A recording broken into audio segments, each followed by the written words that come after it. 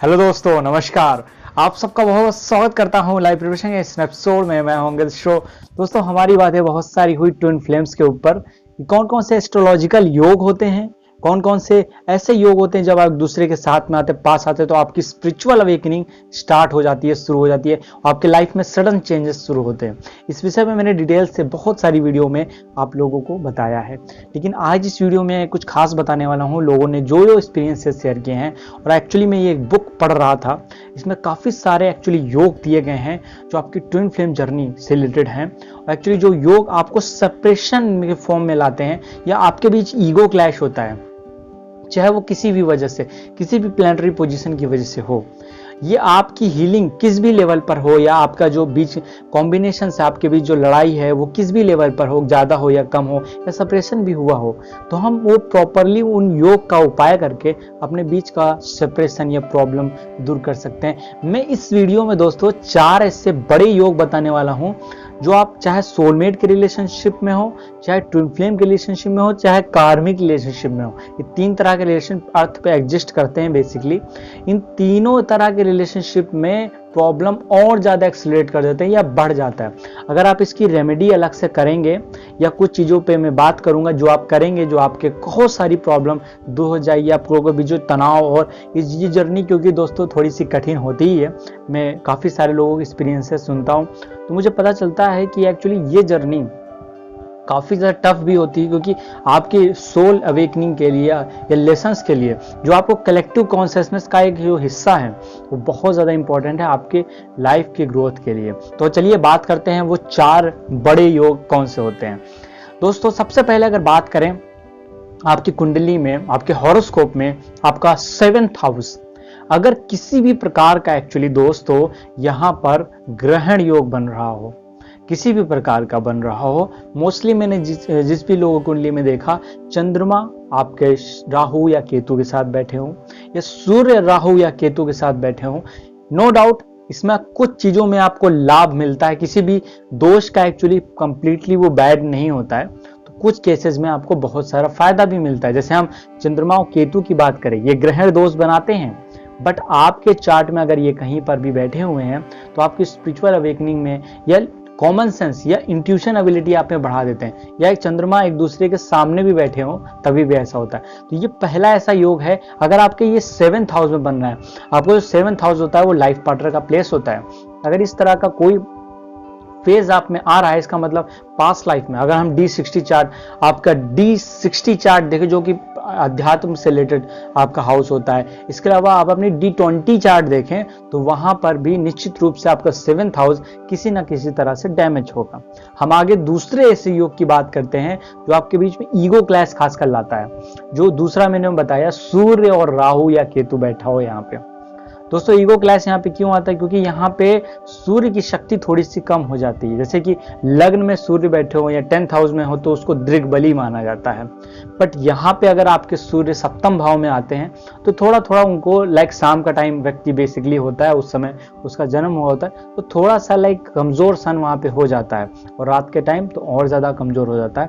तो यहाँ पर अगर किसी तरह का सूर्य ग्रहण बन रहा हो तो व्यक्ति के ईगो क्लैश की समस्या बहुत आएगी। वो एक्चुअली रिस्पेक्ट चाहेगा अपने पार्टनर से ही, वो एक ख्वाहिश करेगा कि सामने वाला पार्टनर मुझे समझे, अंडरस्टैंड करे। एक्चुअली इस केस में कई बार ईगो क्लैश होता है। हमको यहाँ पे ये भी देखने को मिलता है, अगर किसी प्रकार के दूसरे आपके मस्कुलर और फेमिनिन एनर्जी बैलेंस नहीं है कुंडली में। जैसे मस्कुलर एनर्जी कैसे, जैसे मस्कुलिन एनर्जी आपके मार्स हो गए, आपके सूर्य हो गए, आपके बृहस्पति हो गए, ये मस्कुलिन एनर्जी को दिखाते हैं। आपके कुंडली में अगर मस्कुलिन एनर्जी ताकतवर है और फेमिनिन एनर्जी दबी हुई है, तभी भी एक्चुअली ईगो क्लैश होता है।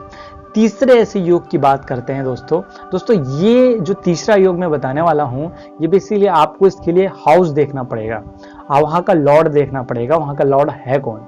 जैसे अगर आप कुंडली में जो 7th जगह है, 7वां घर है, यहाँ पे कोई भी नंबर लिखा हो सकता है आपका। वहाँ का अगर 1 नंबर लिखा हो तो आपको उसका स्वामी आपका मंगल हो जाएगा। अगर यहाँ पे 2 नंबर लिखा हो तो उसका स्वामी शुक्र हो जाएगा। अगर 3 नंबर लिखा हो तो बुध हो जाएगा। इसी तरह से 12 नंबर में से कुछ भी लिखा हो सकता है।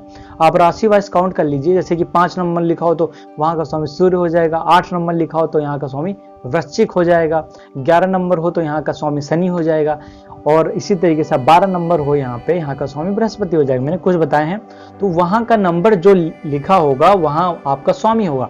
उसकी स्थिति आपके 9 मास चार्ट में अगर डैमेज होगी, बहुत ज़्यादा प्रॉब्लमेटिक होगी, अगर 6, 8, 12 भावों में बैठा, वैसे तो ये त्रिभाव बहुत ज़्यादा शुभ नहीं होते हैं, कुछ केसेस में बहुत शक्तिशाली भी होते हैं, बट अगर यहाँ उपस्थिति होकर किसी राहु केतु के संपर्क में आए हैं, क्योंकि मैंने कई सारे लोगों के चार्ट में देखा ये एज इट इज, क्योंकि इस चीज को जानने का तरीका दोस्तों यही है कि आप बहुत सारे लोगों को एक साथ रखिए, सभी के चार्ट्स देखिए, एनालिसिस करिए।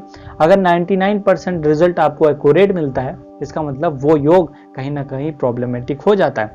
और आपका मेन चार्ट जो है, मेन चार्ट में अगर सप्तमेश की स्थिति वक्री है, वक्री मतलब रेट्रोगेट बैठे हुए हैं, या किसी भी तरीके से अप्स डाउन में है या दोष में है, आप राहु केतु के साथ बैठे हुए हैं बहुत ज्यादा कॉम्बिनेशन बना के, या किसी भी तरीके से नीच ग्रह नीच स्थिति में बैठे हुए हैं, उस स्थिति में कई बार दोस्तों ऐसा देखा जाता है कि ट्विन फ्लेम जर्नी में आपको प्रॉपर 7th हाउस से रिलेटेड उपाय करने की जरूरत होती है, जिस भी वहां का जो भी लॉर्ड है उससे रिलेटेड उपाय करने की जरूरत होती है। अब हम बात करते हैं चौथा ऐसा योग कौन सा है जो एक्चुअली सेपरेशन करता है। दोस्तों ये चौथा योग हम 7th हाउस से हटके बात करेंगे, क्योंकि जो मैंने बेसिक 3 योग बताए हैं वो 7th हाउस से रिलेटेड थे, लेकिन अब मैं बात करता हूं अष्टम भाव की। एक्चुअली किसी भी भाव का अगर आपको सुख देखना है तो अपने उस भाव के दूसरा घर देखना चाहिए। जैसे कि आप जो करियर का घर होता है 10th हाउस होता है, अगर करियर से कितना लाभ उस व्यक्ति कमाएगा, अगर वो चीज आपको देखनी है तो आप 11वां घर देखेंगे। उसी तरह विवाह का घर 7th भाव होता है, अगर आप विवाह से सुख देखना चाहते हैं तो आप 7th से दूसरा भाव मतलब अष्टम भाव देखना पड़ेगा आपको। अष्टम भाव पे जो मैंने अभी योग बताए वो स्थिति आपके अष्टम भाव में हो, या आपके शनि या कैसे जो पापी ग्रह होते हैं लाइक केतु या राहु की साथ में स्थिति बन रही हो। शनि अकेला हो तो बहुत यहाँ पे अच्छे एक्चुअली माने जाते हैं, तो नक्षत्र और राशि देखनी पड़ेगी। फिलहाल अगर हम बेसिक बात करें तो यहाँ पर किसी भी प्रकार का अगर केतु या शनि की स्थिति आती है, या ऐसी स्थिति आपको देखने को मिलती है, ग्रहण दोष की स्थिति आती है, और या पित्त दोष फाउंड होता है आपके चार्ट में, कहीं पर भी आपके चार्ट में कहीं पर भी पित्त दोष एक्चुअली फाउंड होता है, तो भी यह स्थिति ऐसी बना देता है लाइफ में सेपरेशन या एक दूसरे के बीच अलगाव की स्थिति बन जाती है। उस स्थिति में आप सिंपल अब इन सब जो स्थितियां अगर हो भी, सेपरेशन भी चल रहा हो, अगर मैंने कुछ योग की जिक्र की है, कुछ के बारे में नहीं बताया, लेकिन अगर कोई भी प्रॉब्लम चल रही है तो लाइक जो पितृ दोष से रिलेटेड है, जो अदर ग्रहण दोष से रिलेटेड है, मैं उसको उपाय बताने वाला हूँ, वो आप कर सकते हैं। सबसे पहले बात करेंगे दोस्तों पितृदोष की। पितृदोष कैसे बनते हैं, जैसे इसमें हमारे 7 एंसेस्टर्स टोटली इंक्लूड रहते हैं, 7 पीढ़ियों का, एक जैसे मदर फादर का आप है, उनका डीएनए भी आपके अंदर है, उनका प्रभाव आपके अंदर है, ऐसे ऐसे हम बैक जाते चले जाएंगे, उनका कहीं ना कहीं इम्पैक्ट हमारे पे पड़ता है, एज ए जंक डीएनए आप मान सकते हैं। तो वो इम्पैक्ट हमारे पे जो पड़ रहा है, कई बार वो सोल्स ऐसी होती जो नेक्स्ट बर्थ या आगे नहीं जा पा रही होती है, तो उसके लिए हमको कुछ रिचुअल्स करने हैं। रिचुअल्स तो आप बहुत लोग जानते हैं कि हमको नहीं कर सकते, मैं एक सिंपल रेमेडी बता रहा हूँ जो अफर्मेशंस के फॉर्म में है। आप रात को सोने से पहले आप इस तरीके से ध्यान लगा के बैठ सकते हैं, और उस समय आह्वान करिए अपने पूर्वजों को, अपने एंसेस्टर्स को, उनको याद करिए कि है एंसेस्टर्स, मैं आपको याद करता हूँ, मैं आपका आह्वान करता हूँ, मेरे पास आइए, मेरी सहायता करिए, मुझे मदद दीजिए, मेरी लाइफ में ग्रोथ, सक्सेस, अचीवमेंट, धन, संपदा, वैभव आए। और साथ ही दोस्तों आपको उनके लिए विश करना है। क्या विश करना है, आप आह्वान करके पहले बुलाइए, चाहो तो लाइट वगैरह बंद कर सकते हैं। आह्वान करने के बाद, बुलाने के बाद आप उनको बोलिए आप खुश रहें, आप आगे की ओर गति करें, आपके आने वाले जीवन बहुत सुखद हों, आप हमेशा उन्नति करते जाएं जीवन में, आप बहुत शक्तिशाली हैं, आप बहुत ताकतवर हैं।